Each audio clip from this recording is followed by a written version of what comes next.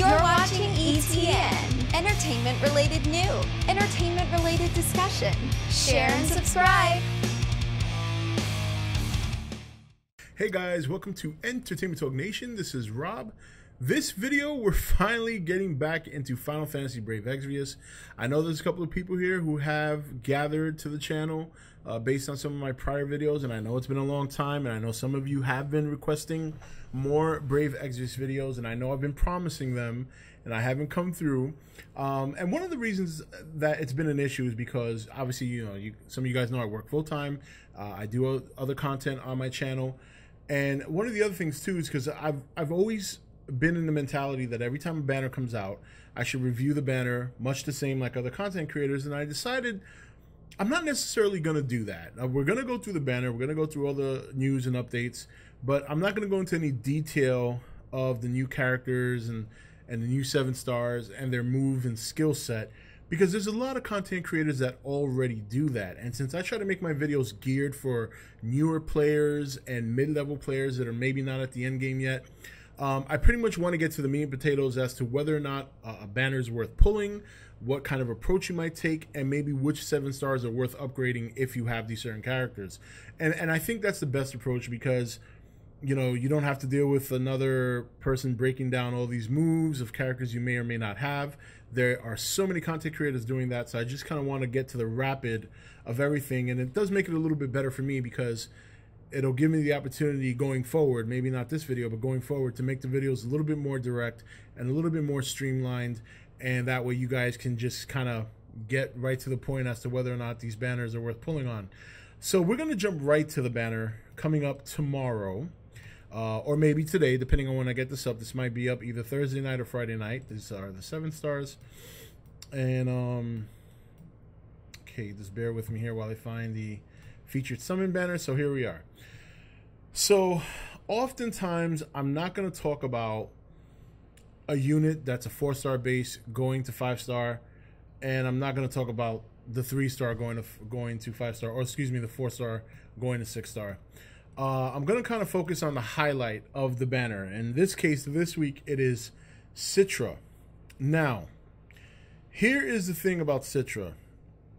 You watch any other video, you basically know that her moveset and her skill set relies heavily around her summoning and gathering Esper orbs and things like that. She is a very good unit.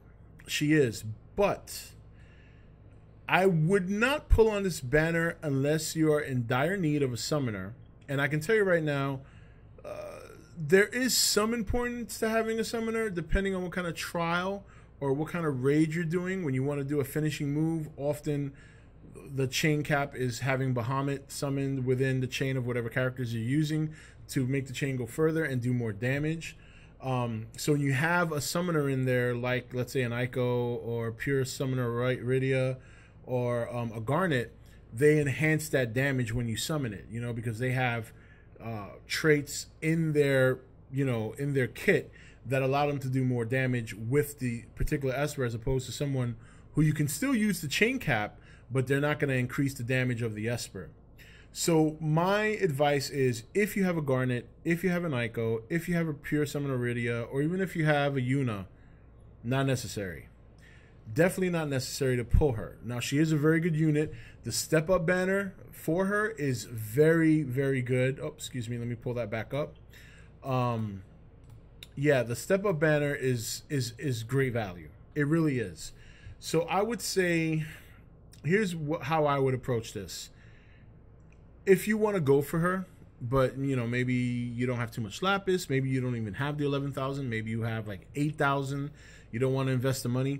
I would take the first 3 steps, which would cost you 3,000 lapis. You have a very good chance of getting her, or I don't want to say very good, but you have a fairly good chance of getting her on the first step. And then on the 3rd step, you get a 30% rainbow ticket, which is 70% blue, many will tell you. And the reason I say this is because if you pull her on the first step, and then after that you don't get another one up to 3, then you can take a shot using that ticket to get a second one so you can get your 7-star. These step-up banners for these CG units are always great value. It's how I got my Reagan. It's how I got my Hiyu, as well as my Awakened Rain. So they're good to invest in. But if here's the thing, if you're doing good with your characters, don't stress if you don't get her. She's gonna be in the pool forever. So I wouldn't worry too much. I would consider, if you don't want to completely skip it, don't summon on it right away, because I have a feeling next week we're gonna get a Halloween banner and it's gonna have a lot of cool units, and so you might even want to just wait a whole week before you invest in the step up banner. And remember, these things are up for 13 days, so you know you can if you I would be patient. I would kind of just wait it out. But if you have a Garnet or an Ico or any of the other summoners, you can wait. You can, especially with Ico. Ico got her 7-star upgrade, and she's got some pretty good stats in there. So if you have Ico, or if you have a second Ico, or if you have one but you have enough select summon tickets to get a second, I think you're all set in that direction. So, but otherwise, she's not a bad unit. You know, just not 100% necessary. You know, if you guys watch some of my videos, one of the things I tell you is, you want to go pull on a banner with a character that A, you're going to use, and B, is going to make a significant difference. And damage dealers, while heal right now is the new cream of the crop, damage dealers are a dime a dozen. I mean, you can still get through a lot of this content without even having a heal. So, you know. Now, I want to get to the Awakened units. Obviously, Barbarossa's got double things coming. She's got Awakening, and looks like she's got some enhancements as well. So again, this is another section. I'm just going to cut right to the chase here and give you my recommendations of who you should awaken. Let's say, for example, you have all these characters, right? Priority, I would say Rem, Zargaboth, Ico, and Barbarossa. Those are the units I would awaken first and foremost. And I say those because it's not that the Veritasas are any bad. I mean, they're not as good as that group, but we also have to take into account the amount of investment that you have to put in to awakening a character to a 7-star. I myself am definitely going to be focusing on Zargaboth and Rem. Those are two characters that I have ready to awaken. I can also awaken all my Veritasas. I'm probably going to wait on Veritas of the Flame and Veritas of the Light. I am going to do Veritas of the Dark only because I have 4 of them, so I want to get a super TMR because I like the chest piece, plus it gives you a 50% trust mogul, so that's also good as well.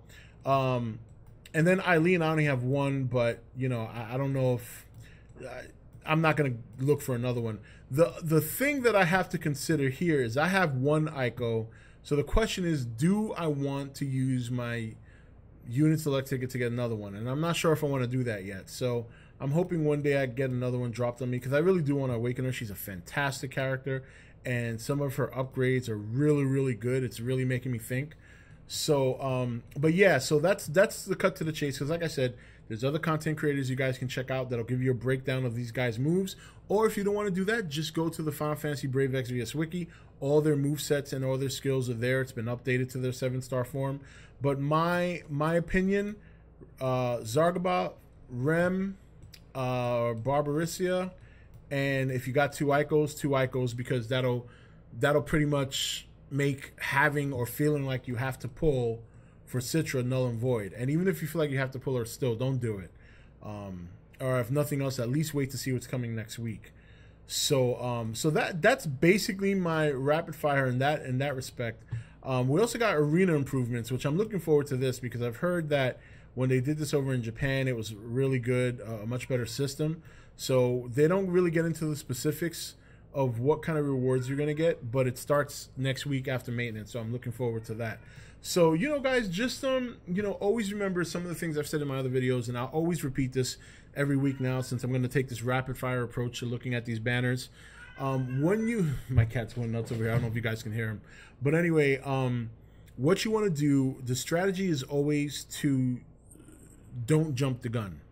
That's the most important thing when it comes to banner summons. And it's tough because, you know, people, if you go out to the Reddit, everybody's talking about, oh, I pulled and I got this star.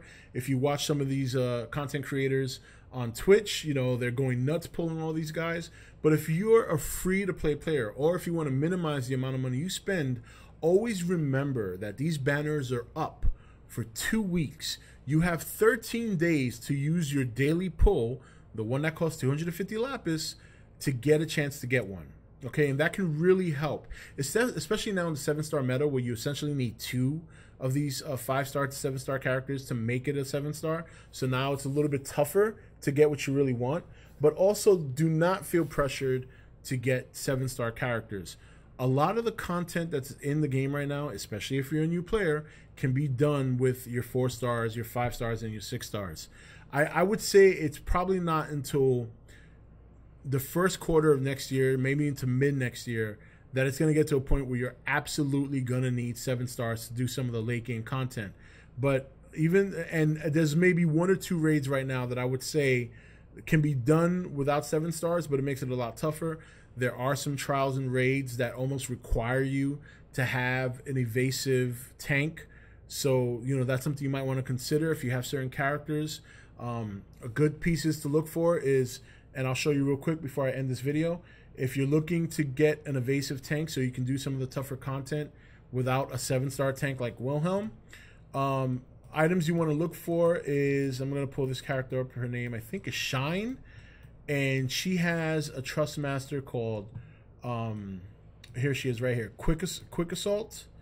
And I've been camping this thing since it came out, but not only is it great because it gives you a 30 attack boost, but it also gives you 10% evasion. Okay, there's some items in the world that you can actually go out and get that will give you evasive measures, and I'll show you right now real quick what the items are, because I'll just take my Warrior of Light and I will make him evasive, or I can just do it with Wilhelm.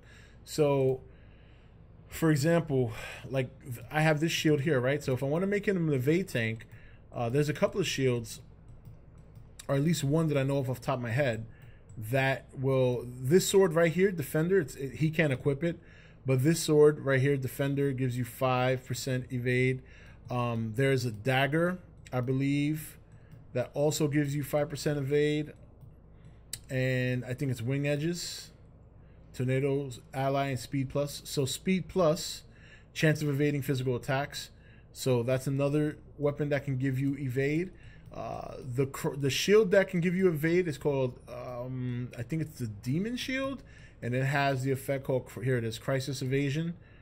All right, so there's another item that can help you get evade, because really when you start tackling a lot of this other content that's coming, or that's out now, that's tougher, you kind of do need an evade tank, unfortunately. For a chest piece, the Assassin's Vest may not be accessible for some of you. In fact, I'm trying to remember if this was a King Mog event or if it's a Mog store item. So, but look these items up. Basically, go to the wiki, Final Fantasy Brave Exvius wiki, and just type in evade materials or evade armor, and it'll give you a list of everything. The Ring of Lucy, the Trustmaster reward for Noctis, gives you 25% evasion. The 20-sided dice, which is the Trustmaster for Saz, or I believe I'm saying his name wrong. But anyway, he's from Final Fantasy 13. He's a 3-star base going up to 5-star. I'll pull him up here real quick. I know I said his name wrong. But his gives you 20% evasion. And I believe he is right here. I was right. It was Saz. So yeah, his 20-sided dice gives you 20% physical evasion. So there are items out there. Cyan, okay, the Samurai. And I have him down here, and I'll pull him up real quick as well. He has a 10% evasion item for his Trustmaster. It's probably a character you see very often. If you get him, don't toss him out the window right away. He's got this right here that gives you 10% evasion. So what I'm saying is, don't feel pressured based on all the things you're reading, based on other people's comments, based on live streams from other people, these which they're great creators. I'm not knocking them, but I'm trying to give you a different perspective that you can do all these things without a 7-star character. You can do some of these trials and these raids without 7-star characters. There are some tweaks you might need to make to your party. There may be certain 4-star characters you need to get it done, but it can be done. So don't feel pressured every time we get a new banner to pull right away and blow everything. And don't feel like if you're a free-to-play player that you have to spend or that you have to get lucky. One thing I'm going to do in my next video, and I'm hoping to have this up sometime next week, we're going to do a video where I'm going to show you just how much lapis you can make in 1 month of playing if you're frugal and you use your lapis wisely. You'll be surprised how much lapis you can make in 1 month. So we'll go through that video, and that'll be up sometime next week before we do the banner review next Thursday. And yeah, that's it, guys. So good luck. And if you guys have any requests, anything you want me to cover, if you're a free-to-play player, if you're a new player, a mid-level player, or even a dolphin, because I'm kind of a dolphin. Sometimes I go balls to the wall, but for the most part, I'm a dolphin. Just let me know in the comments below, and I'll be more than happy to do it. And that's that. Anyway, guys, that's it for this video. This is Rob signing off for E.T.N, where we don't do news, we just talk entertainment. Take it easy. Thank you for watching E.T.N. Click here to watch more content. Or you can click here to become an E.T.N. patron. Don't forget to leave a comment. Also, make sure you like and share this video. If you want to know when the next video is up, click the notification bell next to the subscribe button. And most of all, make sure to click that subscribe button for regular content.